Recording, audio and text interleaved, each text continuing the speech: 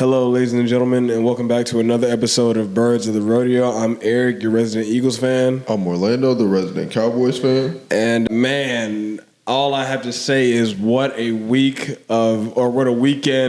and even, last night with Monday Night Football, what a weekend of games. Special teams played a crucial role in a lot of them, ours included. Let's just go ahead and get into our game because, ours was before y'all, so we'll go ahead and deep dive right into it. Jordan Davis, I love him. He is playing out of his mind right now. He had the game of his life Sunday. And, man, if him and Jalen Carter, man, if they can keep this, I truly believe they will form the best interior D-tackle duo in the league. Yes, we had a very, very ugly first half of football. The Rams threw everything they could at us and then some. Kyron Williams was gashing us down the field. Puka Nacua pisses me off. I can't stand playing him because he's just so great. Devontae Adams still has it. Quinyon Mitchell, he got baptized by the fire, so to speak, because Devontae got him on that first move, but he learned quickly after that. Man, I mean, that first half, right? We're down and out for the count. I'm working up a sweat because I'm so pissed.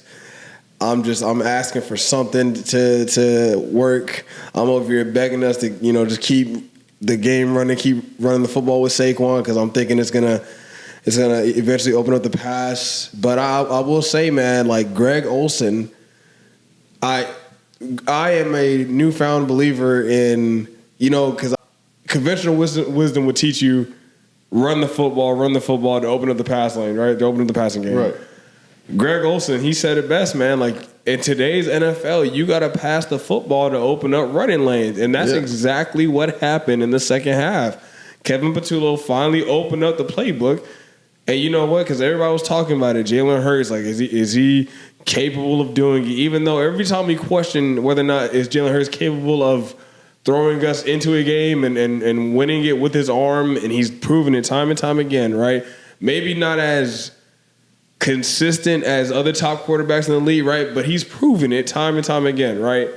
Kevin Patullo opened up the playbook the second half, and Jalen Hurts went to work. And what happened? That opened up running lanes for Saquon Barkley and company. And you literally saw it, right? Because in the first half, the Rams, they weren't even necessarily crowding the box. It was just the line of scrimmage looked so cloudy because they were bringing guys down from different levels. And they were just, again, every time we played the Rams, right, their number one goal was stop Saquon. Don't let Saquon beat us. And the first half, it was a success, right? But you saw it, man. As soon as the second half opened up and we were starting to throw the ball down the field and hitting guys down the field, those safeties and corners were playing 7-10 yards off the line of scrimmage, which opened up run lanes. So, yeah, I am now switching my philosophy past the football to open up the run game. In today's NFL, like, that's just what it is. Now, I'm not saying, sure, you probably can still run the football to open up the passing game, but it's probably going to be easier nowadays to throw the football to let that set up the run game. Jalen Hurts, 4 touchdowns total, 3 passing, right? Threw for dang near 300 yards in the second half alone.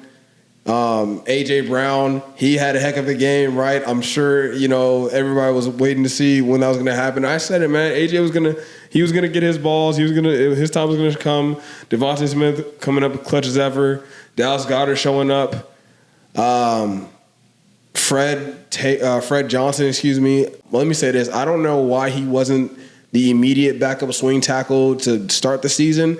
I know he left us in free agency for Jacksonville, but even with Matt Pryor coming back, like, Fred Johnson, he knew the playbook already. Like, he had been in that offense. He should have been the next guy up in the first place. It shouldn't have been Matt Pryor.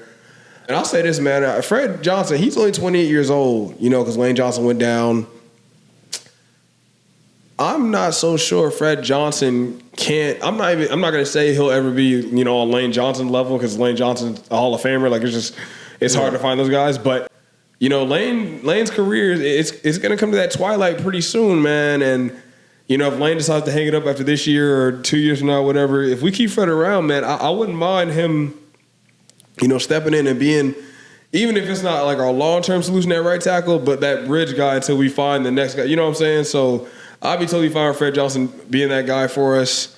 Zach Bond, pick Matthew Stafford off the first series of the game. To me, right now, he's the best linebacker in football.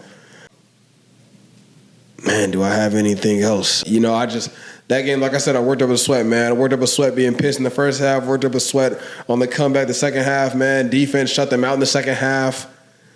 And, the Rams, man, they're tough. They're tough. I'm not going to deny it. They are tough. Puka Nacua, he gets on my nerves. Like I hate playing the Rams now. Like I hate playing the Bucks because you just know like Puka, you can't. And I wanted us to put Cooper DeJean on Puka because Puka's a very physical receiver, and the only way you're gonna even get him off his game remotely is to match his physicality. Obviously, Vic Fangio didn't want to sacrifice the integrity of our defense, so he didn't do it. And I understand it. Second corner, cornerback 2 on the outside, opposite of Quinyon, still a question mark. Adoree Jackson, whether it's him not playing up to par, it's him being hurt. I would really like us to give Jacorian Bennett a start, give him some extended looks.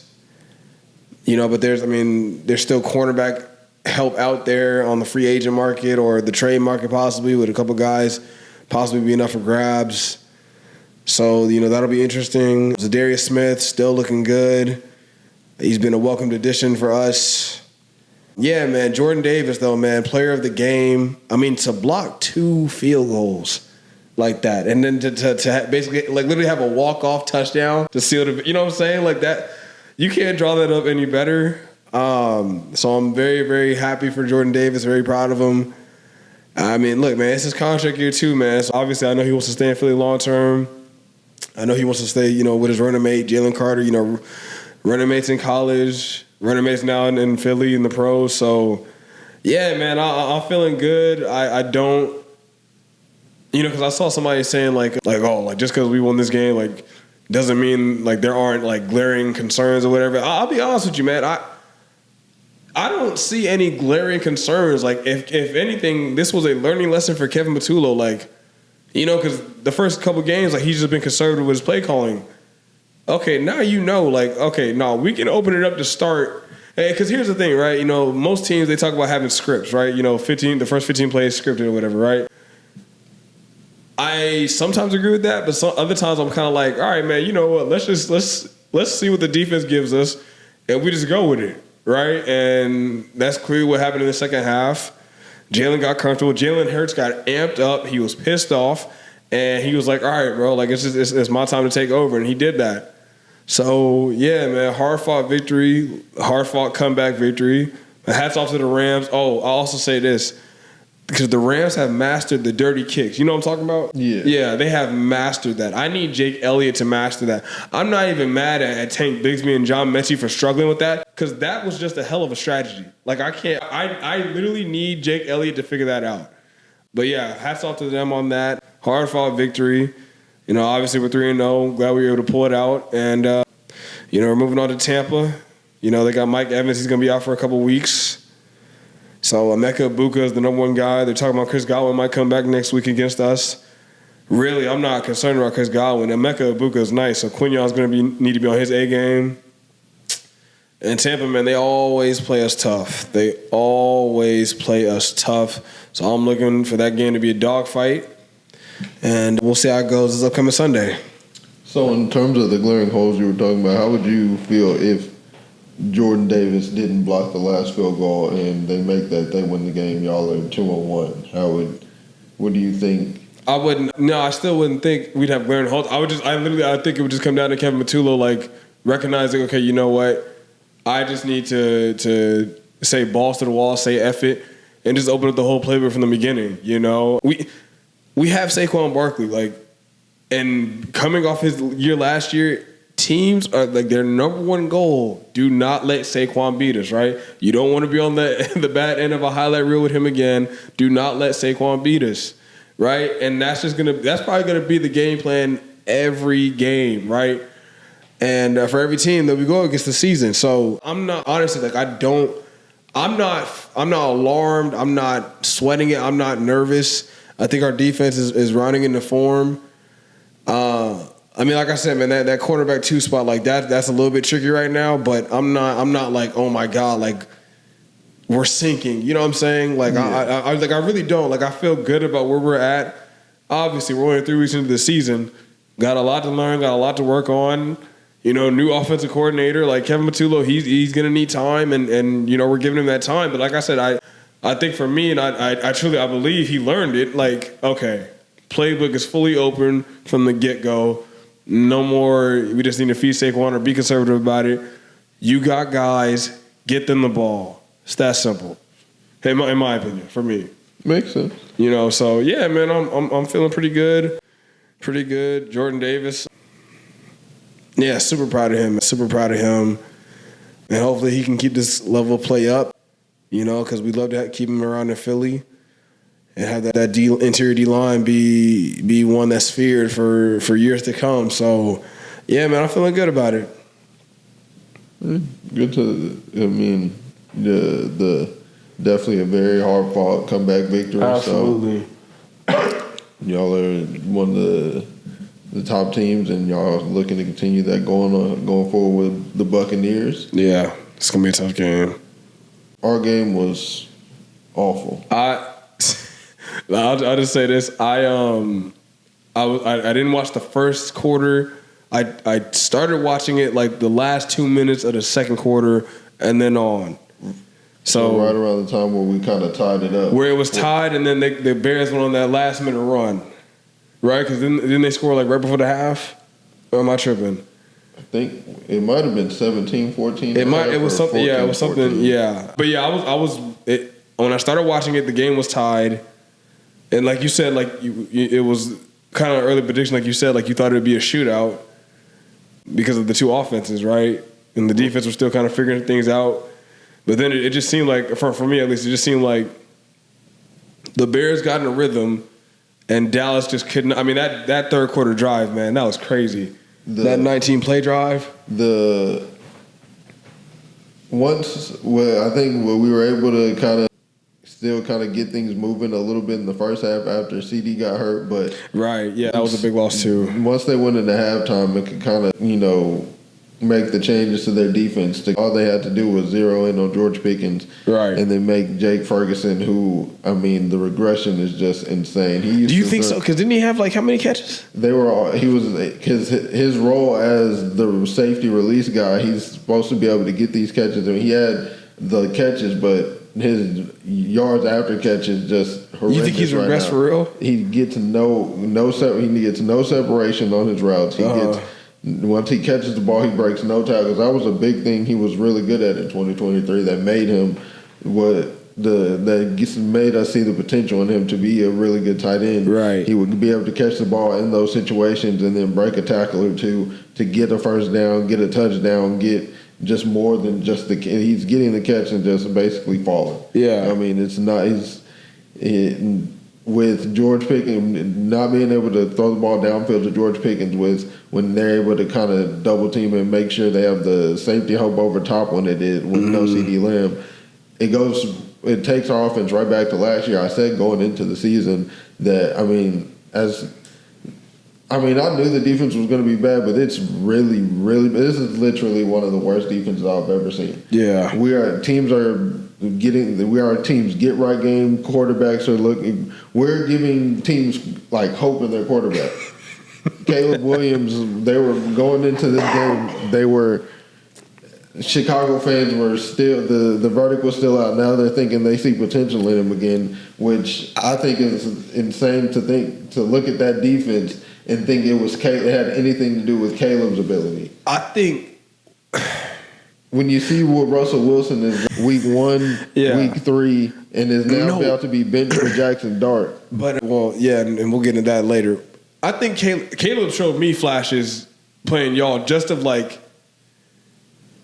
Bad. I feel like, number one, he's a very quick processor. Number two. There's nothing to process. No, because he had that. I can't remember what throw it was, but. He basically looked off the safety, but he already knew where he was going in the middle of the field. It was a crazy play. I can't remember.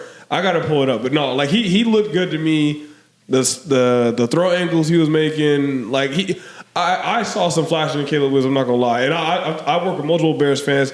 They've said it like Caleb Williams has not been the issue, in their slow start this season. He says it's literally been everything else. That's what multiple Bears fans have told me.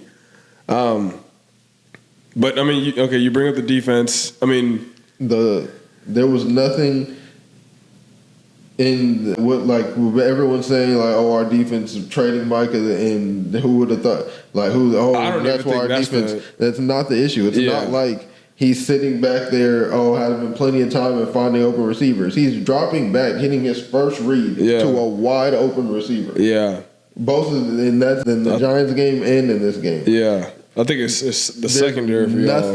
There's nothing that this is almost like Caleb Williams was still at USC. This is not based off that. Basing anything he does going forward or what you think he can do going forward off that game that's not even to say he can't, but I feel like this game is null and void. Fair. It was a practice game for him. Fair. Let's take Caleb Williams out of it.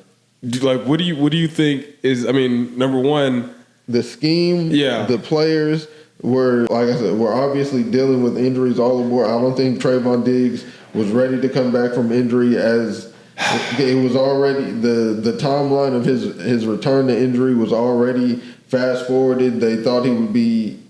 They rightfully so thought it would be back a little later than he was. It was kind of a shock and surprise, and we thought it was a good surprise going into the season because the lack of depth we already had. But I mean, if they rush him, if he's not ready, because he just hasn't looked the same since that. I mean, it's been pretty bad. A lot of the touchdowns, the only one that was on him was he slipped. He just got burnt right off the line by Dunze. Yeah. Other than that, all the other ones were on the safeties. It's really bad and it's not even. It's the scheme in general, but at the same time, it's not even like they're in the right place at the right time. Yeah. They're just all over the place. They're looking completely lost. Donovan Wilson does not. The Bears are in a flea flicker. Yeah. I mean, both of these teams going into it, the defenses the secondaries were dealing with injuries. Decimated and and looked at as like two of the worst secondaries in the NFL. Yeah. And their offense treated ours like that. Our offense, I think. I mean, we started off the game really well. We got a stop, and then we're driving down, and then we're literally about to get into the red zone. And Javonte Williams just gets stripped right at like the 20. Did he fumble? He fumbled, but it wasn't even a fumble. Like he was running down on the sideline. It was like he was fighting for extra yards, like literally down the sideline. Somebody and punched right it before out. he came out, no, they didn't punch it out. He literally ripped it from his hands and just kind of took it. It'd be like right before he went out of bounds. And so that ended that drive. Then they go down and score 5 plays, and then. At that point, we're playing from a team with a decimated defense, and then with a very bad defense is playing from behind. Yeah, and then we lose our number one receiver on the very next drive. So going into the season, we knew that our defense was going to be bad, and our only chance at winning games was Dak Prescott, CeeDee Lamb, and George Pickens' ability to match what our defense was giving up. Yeah. And I mean, the losing CD throws that completely out of the window. Right. So, I mean, if CD's going to miss significant time this season. Didn't they say, are they going to put him on IR? This one is looking like they won't. Oh, okay. Well, I mean, that's good.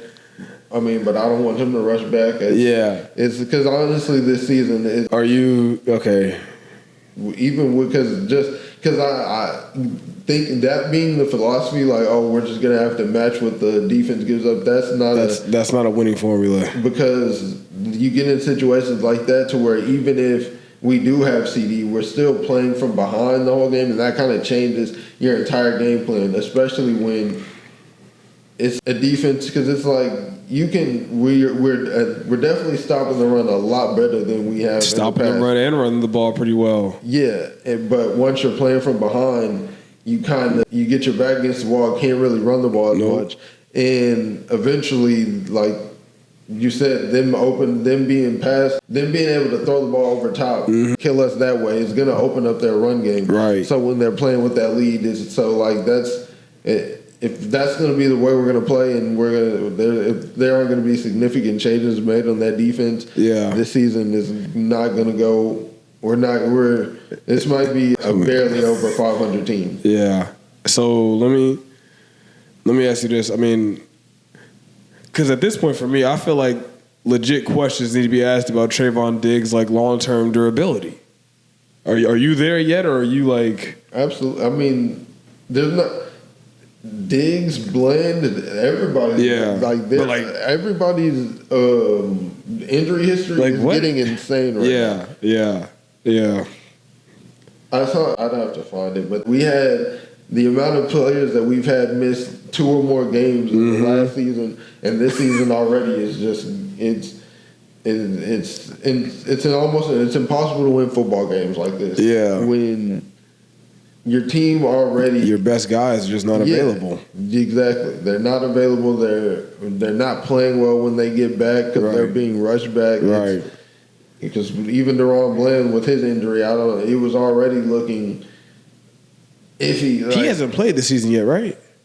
Or did he play? They played. Diggs and Bland played against the Eagles. Right. Okay. Yeah. And coincidence, maybe it could be Kevin Patullo now in y'all's playbook. That was the best game our secondary looked all season. Right. It was a tight game. And I mean, like I said, if the injuries keep stacking up, because it's not even just CD. We also lost Tyler Booker, who will miss a few games. Cooper Beebe's out for a little bit. Cooper Beebe was already out going into this game. Yeah. I mean, it's not looking too bright in Dallas right now. And that's not even that's just literally just the injuries just getting ridiculous. Right, you're not even touching the scheme of it yet. So I mean, did Jadeveon Clowney play? He didn't. Okay, he was inactive. Yeah, I mean, look, we threw it up on the board. I said it before. I mean, y'all need help, right? I mean, do you? Is there any more talk of y'all bringing in anybody? Not that I've heard of. I mean, I'm honestly. I think at this point. Do you want to just not punt the season, but just? At this point, we traded Michael away. We have 2 first-round draft picks in the next draft. We have, I think, like $40 million in cap space. Yeah. That's a lot to build off going on into next season. Yeah. If these guys can get healthy. And if Jerry spends the money. Yeah, that's what I'm saying. It's there to work with. They just have to make the moves. Yeah. And now if they go into next season with the thought that, last season when we were just all injured, now that we got our guys back, we're good, that's not going to work. Yeah. We have, not to mention that this is something I already have pulled up. These 2 draft picks we have, they need to be immediate impact guys. players. Yeah, they need to be starters on this team who make an immediate impact. Defense. The amount, and it's not even just the first round and second round picks. Yeah. I have to find it. Let me see. Because your defense. Maybe I'll go corner in that first round with one of those picks, right? We need safeties. We need linebackers. We need corners. We literally need players at every except for D tackle. Yeah. No, I just don't. Is there like is there like underlying curse in Dallas when it just comes to star riddled injury players? Like I don't understand it, man. Like, y'all draft well, y'all develop pretty well, but then the guys just cannot stay healthy. It's ridiculous. Seriously, is there a curse or something? Like, I don't know. I'm not. At this point, it's not even so much. I think that we're in a position where the injuries are definitely piling up, but the main problem right now is, for one, they're looked at as a team that drafts really well, which I think. You don't think y'all do? I don't think we don't. I think they get a lot of credit when we're kind of 50-50. We've hit on a lot of draft picks, but we missed on. I think I saw. Did Mozzie Smith play this game? He finally played and made no impact. And that brings me to my next point, is that for the amount Ozzie Smith, Luke Shoemaker, Donovan Ezaraku got 0% pass rush win rate. Did he? I thought I heard them calling his name Donovan. I thought he was looking decent. Was he not looking good? He looked. He was just on the field. Yeah. And then we have Sam Williams, Marshawn Nealon, Kelvin Joseph, Tristan Hill. Kelvin Joseph. Oh my God. The amount of first and second round draft picks that we. Why didn't he work out for y'all? He just wasn't good. He was bad. He got every chance, every opportunity to show that he was a second round draft pick, that he belonged in this league. Right. And couldn't do it. No, like slight to him. But I was working at a San Antonio Brahmas game earlier last year. Was he playing for them? He was on the opposite team. I can't remember who they were playing. Was he still getting cooked? I didn't watch what he actually did. I just saw him. It was like, I know who that is. I know who that is. And, I think that's where we are right now. And when you're a team who refuses to make moves in free agency and decides that the only way we're going to build this team, the draft. You almost have to be 100% in the draft. Yep. And so just on the flip side, when you look at a team like Philadelphia, they can miss on a pick like Jalen Reagor when you go out and make a move for A.J. Brown. Yeah, God, but it's crazy because we whiffed on Jalen Reagor when Justin Jefferson was sitting there. But you're right. But like in that, CeeDee Lamb was in there. There was another. Who else was like? Jalen was the first receiver off the board and was the worst receiver. Yes, Justin Jefferson was there, dog. Howie Roseman, he even admitted like that's still eats him up to this. But no, you're right. Like. Yeah, we can whiff on a Jalen Reagor. We can whiff on a Marcus Smith. So real Eagles fans know Marcus Smith, man. Oh my God, I think he was even worse as a first round draft pick than Jalen Reagor was, man. I don't even.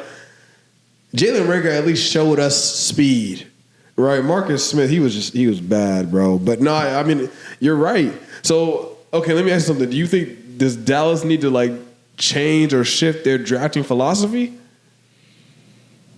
I don't know. I can't tell you what it is because they've hit on plenty of draft picks. Right. Trayvon Diggs, Mike or maybe Parsons. The medical staff. I don't know if the medical staff needs shaking up or what, but like I said, I don't know. They have two first round draft picks next season. Yeah.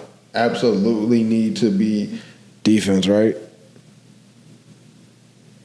The line, we're good on the offensive line in terms of first and second round pick. Although right tackle is definitely going to be a need. Didn't y'all re-up to him, right? I think it was about 2 years ago. So his contract should be up in the next year, if not this one. Yeah. I really like what we got in Javonte Williams at running back. Y'all are running the football pretty well. If we can re-sign George Pickens, will be good at 1 and 2. I like Turpin as my wide receiver 3. I'd like to gadget see player too. Maybe a younger guy come in because Jalen Tolbert at this point. And I guess tight end, right? So you really think Jake Ferguson has taken a step back? Absolutely. Did he? He hasn't scored a touchdown since 2023. What did he? Because he had a few nagging injuries last year, right? What was it? His knees or something? What? I think they were because it can take a player a while, man. Even if we view it as nagging stuff, right? Justin Herbert. Yeah. He had the nagging elbow injury, nagging ankle injury. He just couldn't move. But now this season, he's fully healthy and he's looking like Justin Herbert 2.0. You know what I'm saying? So, because Jake Ferguson, he had 8 or 9 catches. Yeah, I think it was. Yeah, he had a lot of catches, but did he have a touchdown? No. Yeah. He has not scored since 2023. Yeah. Because Mike McCarthy was calling the plays 2023, yeah? Yes. I mean, Brian Schottenheimer is calling the plays for y'all now, right? But that's the thing. It wasn't about he's getting the ball in the same situations. He's just not producing once he gets it. Yeah.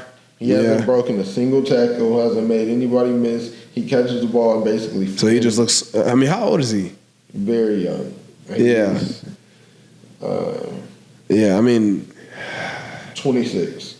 Yeah. And he just signed a 4-year deal, right? Yeah.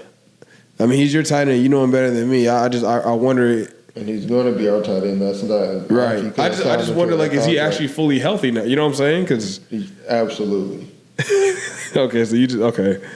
Well, maybe he's warming up. I mean, Mark Andrews has gotten off to he's gone off to a slow start. Lamar Jackson literally said it, like, Mark has gotten off to slow starts the past 3 seasons, and then he ends up having like 11 touchdowns. So I mean, who knows with Jake Ferguson, man? I guess only time will tell with that. I want to stay in our division for a minute because watching the Giants play on Sunday night, man, I know I've said it on here before, and I've said it multiple times. I don't think Brian Daboll is the entire issue. I don't even think he's a bad coach. But after watching Sunday Night Football, I do think the Giants just need to go in a wholesale new direction. Because I just think you got to get the stench out of there, right? Like, yeah, I don't think they're a good team at all. Yeah, man. Yeah, and like you said, they announced they're going to start Jackson Dart. And Chris Collinsworth, I didn't even know he had a saying, but, he says it like, coaches draft young quarterbacks for the coach after them, not for them. Yeah, right? Sense. So, yeah, I think the Giants need to make wholesale changes. I think Brian Daboll has to go. I've been saying Joe Shane, he should have gone after last season, letting Saquon walk like that. They just... And it's crazy because they had chances to win Sunday night. Yeah. They had chances. Because the Chiefs... Anybody who's watched that game and is walking away from it saying like, "Oh, the Chiefs are back," no, not in the slightest. Definitely not. The Giants had chances, and I mean, look, man, we were here with them a couple years ago when they had Odell as a young star receiver. Malik Neighbors, he gonna mess around and ask for a trade, man. Oh yeah, for sure. You know what I'm saying? Like, I don't care if I'm gonna watch second, third year. Y'all not gonna waste me right now, like. Man, and of course, like as an Eagles fan, I'm like, watching it with popcorn and everything, but like, you take a step back and you just watch it as a fan of football and sports. It's like, man, what are y'all doing? Like, I don't even know. Maybe Russell Wilson, maybe he just, I don't even know. I don't know if I'm ready to say he's cooked, but I mean, it's very evident. It's been that way, throughout his career. It's boom or bust with him. Yeah, for sure. But the problem is. And also, before I even get to that, let me say this. I thought it was very stupid for them to even play Andrew Thomas, their left tackle. Did you see that? No, what? Their Pro Bowl left tackle, Andrew Thomas, right? Their best offensive lineman by far. He's coming back from injury, right? They played him. They started him. They had him on a 25-play snap count. No, that's dumb. Why would you even play him? If you're gonna pull him, they literally pulled him in the second half. Yeah, they should have. That's stupid. That's so stupid. Like you're gonna put. I mean, let's just say it. I mean, aside from Malik Neighbors, Andrew Thomas is your best offensive player. You're gonna have him in, and like they were starting to run the football, and Russ was starting to get the quick game going a little bit. Offense was getting into a rhythm, and then you pull him. Like, you could just plug and play offensive lineman and it's just going to gel the same and everything's going to work. Man, like, come on. Like, that's so stupid to me. I don't know whose idea that was. If that was Brian Daboll's idea, I mean, that's another reason why he needs to go because that's just stupid. Yeah, that's so stupid to me. Why would you do that? Like, that makes no sense on any level. But, yeah, man, Russ, it's very evident it's boom or bust with him. I think they just need to play Jackson Dart because the Giants aren't doing anything this year. Just play him. Let him develop. If the offensive line is as decent as y'all say it is, then we'll see. Most young quarterbacks, they gotta get baptized through the fire. They gotta deal with bad O-line play.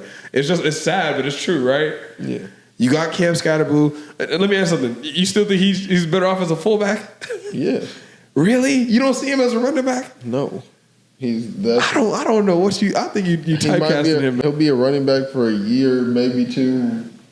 3 max. I'm willing to bet. I mean, like the long-term version. Yeah. He could be a running back now. I'm talking about I think the way he's a rookie now. And now he's about to be the feature guy. You saw that? The amount of weight and just muscle he's going to put on going forward in his career. He's going to be a fullback. I think Cam Scatterboo will be a very serviceable running back his whole career. I don't think he'll have to make the transition to fullback. Well, we might have to bet money on that at some point. But, yeah, man, the Giants, they're done. They're going to have a top 5 pick, maybe a top 3 pick. Obviously, they're not going to take a quarterback because they just took Jackson Dart. Right. So go out there and get you a right tackle. You got your left tackle in Andrew Thomas. Go get a right tackle to protect him. And even with Abdul Carter, I'm like semi questioning that pick because Brian Burns got hurt in the game, so then they put Abdul Carter in at the edge spot. But before that, they had him playing like off ball linebacker. I did see that. And he played a little bit of that in college, but it's like, I don't know. I know there's that saying that there's no such thing as having too much depth, right? But when you have a Kayvon Thibodeau, when you have a Brian Burns who you just traded for, right, 2 years ago, and then you go draft Abdul Carter. I know they got Cam Scatterboo, but you could have got an Ashton Genty. You could have, I don't know who else went to. You could have got a Travis Hunter. You could have got a Travis Hunter, right? You could have gone in so many different directions with that pick. And man, the Giants. Joe Shane. I don't think he knows what he's doing. Brian Daboll, unfortunately, has to deal with it. And yeah, man, I think the Giants just need to have a wholesale fire sale, get rid of everybody. And start new, man. You gotta get that stench out of there, man. And unfortunately, Brian Daboll's been involved in it too much now, right? He got there. Daniel Jones was his guy. He didn't. He got forced upon Daniel Jones, right? Yeah. Obviously, didn't work. Now you got Daniel Jones out here looking like a franchise guy with the Colts. That's not good for you. It looks very bad. It looks like you didn't know what you were doing. Right, especially when you're supposed to be the quarterback guy. He did fix Josh Allen, right? So why is Daniel Jones out here looking like this if it's not a good look? So, yeah, man, I think our rival, the Giants, man, I think they are in serious trouble, and I think they need to make some wholesale changes. No, for sure. I think they got going forward with Jackson Dart, let him get those reps in, but next season they need to use that pick on somebody to kind of change to move some stuff around and shift things up with the new coaching staff they bring in. Yeah, they got it just has to happen at this point. But the flip side of it, the Chiefs, obviously they won the game. I'm still not sold on Kansas City by a long shot. Are you? No, not at all. They did not look good. Really, it's kind of like you said, the Chiefs, whether however you want to phrase it, they played down to the level of the Giants for a little bit, right? And the Giants just self-destructed so much. They didn't even have, their kicker was hurt. The Giants' kicker was hurt. Graham Gano was hurt. Then they didn't bring him out there, so they weren't kicking any field goals. And then they brought him out there for the one field goal, and then it was like, what is going on? And then they held Kansas City to field goals for a while, right? I'm not sold on the Chiefs by a long shot. Jawan Taylor, false start. Let me say this, because I tweeted this. I don't know if you saw. I tweeted this. Y'all want to keep getting on to us with the tush push and the false starts. When are y'all going to have that same energy for Jawan Taylor? Because that man false starts every single play. Nobody, every single play. That's what happened. The Giants high-key got robbed in the last 2 minutes of the second half or the second quarter because they missed that false start. Then they called a pass interference on the Giants, and then Kansas City marches down the field. I don't know if you know what I'm talking about, but they literally missed a blatant false start by Jawan Taylor. And then everything just started to snowball after that. No, I didn't watch the game, but I know. Oh, did you? Okay. Any team that is in a dogfight with the Giants or can only get one win against the Giants isn't that good of a team. Yeah. No, you're absolutely right. You're absolutely right. So the Chiefs, not sold on them. Really, the usual suspects in the AFC, right? The top guys in the AFC, they're not looking good right now. The Chiefs, the Ravens, they're not looking good right now. And it just brought up the Ravens, so let's go ahead and get into Monday night. Did you watch that game?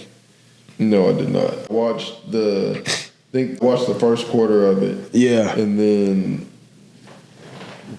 I wasn't able to finish the rest of it, but I know that, the Ravens, Derrick Henry fumbled again. Yeah. But that doesn't even tell the story of the game.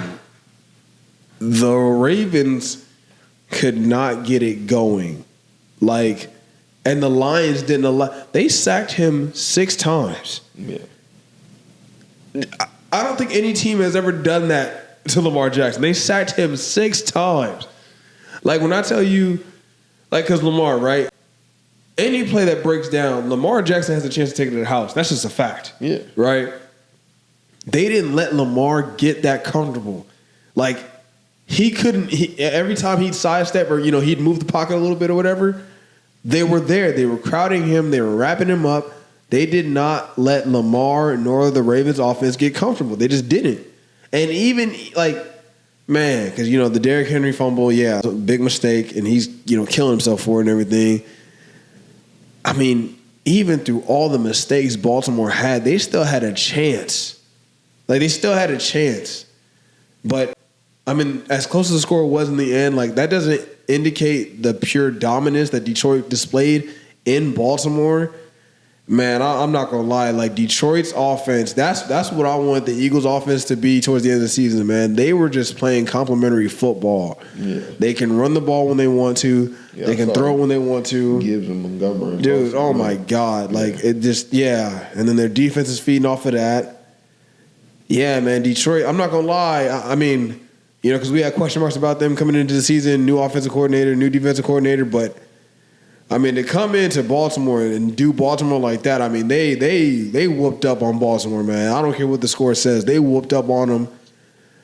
Detroit might be picking up where they left off, man. They might be picking up where they left off. That's a team we definitely got to watch out for down the stretch.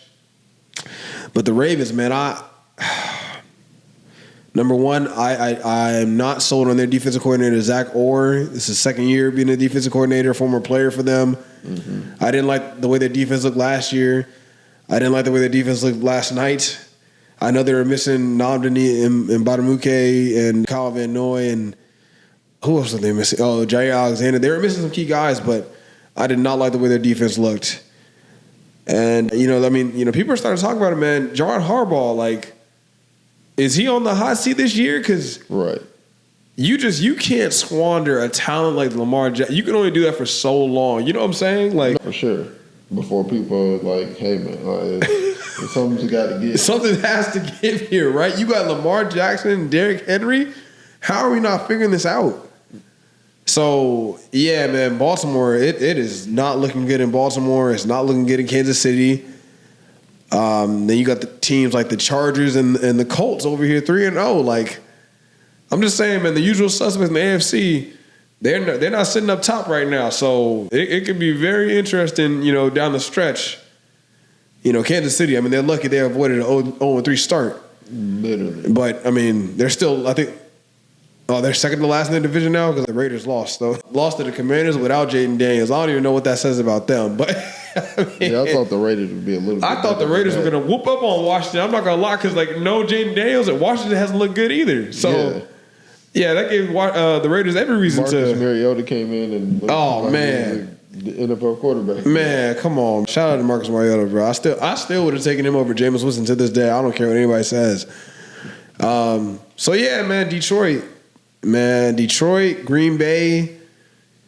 Green Bay lost to the Cleveland. Oh, yeah, you're right. Yeah, but you know what? I didn't get to watch the game. Did you get to watch the game? I didn't. I know that. It was a last-minute field goal. Cleveland's defense went crazy. I know Myles Garrett, he was putting his part, his imprint on the game all around the game. Yep. But I don't think that is indicative of Green Bay's ability going forward. I think they'll be fine. No, yeah. Like you mentioned them as being one of the top teams, I agree. Yeah, 1,000%. I will say though, I saw their left tackle Rasheed Walker. He messed up. Did you see what he said? No. But I think a day or two before the game, he was like, "I don't see why we can't go undefeated." Oh yeah. Yeah, never say that. Definitely. Never, ever say that. There's always going to be a week or two. Exactly. Like, going undefeated, the odds are just. And it's fitting that it happened this week. I mean, you're going to make it Cleveland. Cleveland, for all intents and purposes, Cleveland has nothing to play for. Right. Like seriously, like they have nothing to play for. Joe Flacco's their quarterback. I don't think he had a great game, so they have nothing to play for. And then you say that, man, things happen, man. Any given Sunday, right? Isn't that the saying? Any given Sunday. Definitely. I mean, yeah, man. I mean, anything else you want to touch on that happened throughout the week? No, but going forward, bringing up Green Bay, we do play them next. Yeah, duh, of course. Yeah, where's my head at, man? It'll be Micah's return to Dallas. Coming very soon. I thought that was going to be like, I didn't realize it was coming up that quickly. Yeah, I remember saying, like, once we traded him, I was like, trading him to a team, like, trading him wasn't really my problem. It was who we traded to, because not only our history with them, the fact that they're in our conference. Yeah. So we're going to have to, I mean, you're going to see him at some point. That's no guarantee if we'll see them in terms of going, like, into the playoffs, but we played them. They were on our schedule this season in less than a month. So I feel like y'all played the Packers like pretty regularly these past few seasons, right? I feel like we did. We play it's hit or miss. Sometimes but it's just y'all would have seen him at some point. Like that was I thought that was the biggest negative towards the whole thing was just who we traded them to. So it'll be his return to Dallas. Jerry's already came out and said that obviously there won't be a tribute video. There won't be? No, I mean, deservedly so, or undeservedly so, however he does. Oh, you think he doesn't deserve one? No, he didn't even finish out his rookie contract with us. I mean, he was. It's so crazy. Like he was good. He was an amazing, one of the best players in the NFL while he was here, but he just wasn't here. It's just crazy to think like he didn't even finish out his rookie deal with y'all. Like. The Micah Parsons saga feels like it's been so much longer than that, right? Like, or am I wrong? Like, it feels like it has, right? This is like eye opening to make it real. It's like he was not here, right? Right, and it's not like 3 years, right? 2, 3, or 4? 4? Is it 4 years? When did he get drafted? He got drafted in 2021. Yes. Okay. Yeah. Wow, not even 4 years. So it's like he didn't even give us a chance to like really make that connection with him that long. So I mean, so no tribute video for Micah. Yeah, it won't be a tribute video. Both of our tackles are we do have both of our starters, but they were the weakest link. Our interior O-line was our strong point. Our outside, our left tackle, right, were our weakest links. Yeah. Which was going to be the place where he was going to be, rushing for Carlin. Right. And I mean, he's gone up against those guys in practice. And like, he knows that old line. Like, say what you want, but. Definitely. As much as I don't want it to happen, the chances of him sacking Dak are pretty high. Did you see what he said about that? It'll be painful. Yeah. I mean, he said Dak is like his big brother.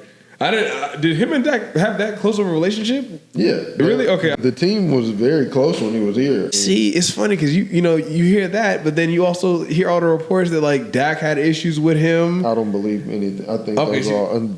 If the player themselves doesn't come out and say that, you don't. Okay. Yeah. I feel like that's all. It's all because it's always it's. They're gonna try to make the player look bad and like, I heard from this, and it's I think that's just an attempt to make him mad or make him look bad. Right. So okay, I mean, yeah, man. I mean, let's look ahead and talk about it. I mean, are you anticipating Green Bay like running away with it? Absolutely. I feel like the way our offense, or the way our defense is, the Green Bay, they looked better than the Bears did, and that was on the defense with Micah. Yeah, I mean, going back to that playoff game, they have a very similar offense to that. I feel like our defense won't be able to really stop much. Now, Matt Eberflus coming from Chicago obviously being in the division, that is somebody who's like a team he's familiar with. Yes. I don't think it'll be. Chicago is a team he's familiar with. Chicago is the team he coached last year. Exactly. So I feel like defensively we won't have much, and offensively like I said, without C.D. Lamb, our offense is right back to what it was last year. So who's the receiver corps going to be? Is it going to be George, Cavante, and Jalen? Yeah, Jalen Tolbert. They'll have Ryan Flournoy as one of the bench guys that can rotate in. There's Jalen Brooks. There's Jonathan Mingo. He's still on y'all's team? Jonathan Mingo's still on the team. We have a lot of guys who aren't good that can rotate in, but it won't be much. Luckily, like the difference from last season is our run game is a little bit better, but like I said earlier, if we're playing from behind, if we can't really move the ball down the field because they're double teaming George Pickens and these other guys can't get open, then there won't be much room for Javonte Williams to do much. So, I mean, there's pretty much, I don't really see a way we can win this game or really many games going forward. But, I mean, like I said, we got 2 first-round draft picks. Looking ahead. Brighter days to come. Brighter days to come. Yeah, I mean, I do think Green Bay will take that game. Something about revenge, or not even revenge games, return games, right? But, like, there's something about return games that always just, you never know, right? So you never know. I mean, maybe the Cowboys really feel scorned by Micah and his whole exit, and they say, "Nah, man, we gonna drop 40 on this man. And we're just gonna figure it out." I mean, you never any given Sunday, right? Man, if they get blown out 40-0, but Micah doesn't have a single sack, that's a win in my book. Okay, so as long as Micah doesn't touch Dak. No, I'm fine with that. The other one, I don't feel like we have much chance. Do whatever you can, double team them. Send two linemen. Chip them every time. And a running back. Chip them every time. Hopefully, and then you know he's going to line up against Terrence Steele, though, bro. For sure. I wouldn't line up against anyone else. Yeah, no, 1,000%. 1,000%. I mean, yeah, we'll see, man. Regardless, I think in some way we will be in for a good one come Sunday night. We'll see how it goes, but we'll see, man. Green Bay versus Dallas. Micah returns to Arlington, although it doesn't even feel like it should even be saying that because he didn't even play 4 years for y'all. It's crazy. It really feels like it was longer than that. It just because of everything that happened, it feels like it was way longer than that. But I mean, you're right. He literally didn't even finish out his rookie contract with y'all. It's almost like, did he even play for y'all? Like seriously, right? So I guess we'll see. But before we get on out of here, on our now new weekly series on non-sports related stuff, Lando, he drives right now for his full-time job, and he wanted to discuss driving pet peeves. Yeah. So I have 2 that really grind your gears. Yeah, it really is. I get road rage in the sense that I just yell in the car. I don't obviously threaten people or anything. Yeah, it just make me yell. Is one when we're in maybe a 2-lane street and 2 cars are just driving next to each other. Just blocking everybody from behind them, just going the same speed, slow, when people got places to be. That's annoying. And then my number 1, that's kind of just an honorable mention. It happens when it happens, but the number 1, it happens all the time. I think it's one of the number 1 causes of traffic. Yes. It's when 2 lanes are merging and people don't stagger correctly. It's supposed to be one, then the other one. Yes. People and it's both lanes. People in the lane where it's the lane that's already there that people are merging into will try to bogart and won't let people in. Yes. And then people who are trying to get in, they'll take they'll let one person when people they'll let one person in to do it correctly. They'll try to get in behind the front, and it's it's not your turn. Yes. If everybody just zippered correctly, it would just go smoothly to where the lane will go. That is my number 1. I think that is the biggest. And probably especially driving a big truck. I can imagine. Yeah, I can imagine. No, I get that. For me, I've seen this, and I've only seen it in Texas, but. When you're in a turning lane, right, a left turn lane, and the lane to your right is a straight only lane, and so when the light turns green and you can turn, I'm turning, and then the person to my right is turning with me. Oh, well, that's just breaking the law. You're not supposed to do that. I've seen that happen so many times. So many times. My number one, though, honestly, and this is probably like it's so simple, but yet so many people don't do it. Like, we have blinkers for a reason. Like, use them, especially when, like, like you're about to turn on the one coming up. So like if you're behind them, if you're not paying attention, you're going to smack them because they're not going to tell you they're about to stop and turn. They're just going to do it. And then, you know what I'm saying? Like, and another said, when you're say someone's coming in, they're about to turn, but they don't have a blinker on, and I'm about to turn out. I don't know they're turning. I can turn out if you have your blinker. Exactly. But now you come up to it, and now there's a car behind you that's out, not turned. It's like I could have. You blink. Yeah, I agree 1,000%. Use your blinkers, people. It's not hard. Let me know. Are you going right? Or are you going left? Are you turning at all? Do I need to swerve out so I can get myself time? Like, just come on, man. Driving etiquette. I'm gonna say it. People in Texas can't drive. They can't drive. I've seen it so many times. I've been at the wrong end of it a couple times. I mean, I had a dude. We talked about this before. I had a dude. I'm in a 1-in-1 lane, right? So one way in, one way out. I'm leaving the neighborhood. I'm just trying to go get some Powerade. I'm not even joking. I remember this night like it was yesterday. I'm just trying to go get some Powerade from Quick Trip, and I'm leaving. And this guy, he's turning in right into the neighborhood I was staying in at the time.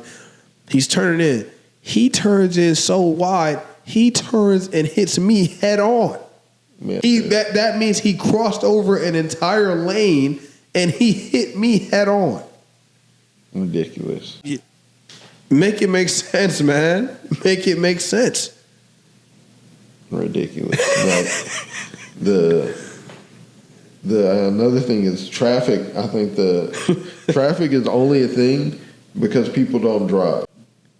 Like the people at the front just go. I be saying the same thing to myself. I'm like, bro, literally just, I'm saying it all the time, like, just go. That's all it is. I'll see people, I'll be driving, and then somebody in my lane, a couple of cars up, they'll brake, and I'll see people in the lane next to me brake, just because they're like, and it's like, nobody in your lane, you're supposed to just steal, but now because you hit your brake, everybody behind, yes. all the traffic is literally so annoying. Exactly. No, man, people in Texas, man. I mean, I remember the other day I was driving and man, I'm not even joking. Like people, because I-35 was like packed, right? I got off in time because I knew it was gonna be packed. But people, like, they were so fed up with it. They hopped off and they're driving on the grass in between 35 and the frontage road. No, and they're literally driving up. The traffic on I-35 is so ridiculous right now. Every single day. No, only time there's not traffic is at like 4, 2, 3, 4 early in the morning or late at night. After like 10 a.m., there's traffic for the rest of the day. Yep. It's ridiculous. Yep. No, he's right. People in Texas, my fellow Texans, learn how to drive, please. All you folks from California who moved down here, learn how to drive, please. That's all we're asking.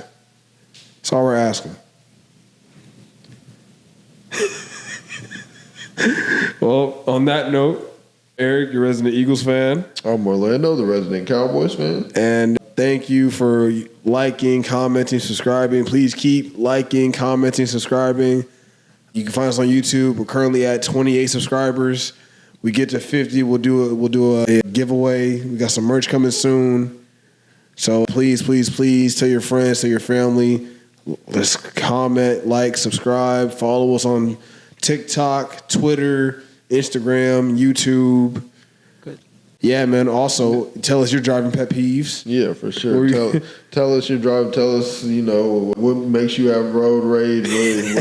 What really grind your gears out there on the road. So, we can, because I promise you, we'll relate because I have so many. I drive a lot, so I'm always, there's always little things that are making me mad. So yeah, let us know. 1,000%. Let us know what really, gets you mad when you're out there on the road. Yep. Well, until next time, peace. Later.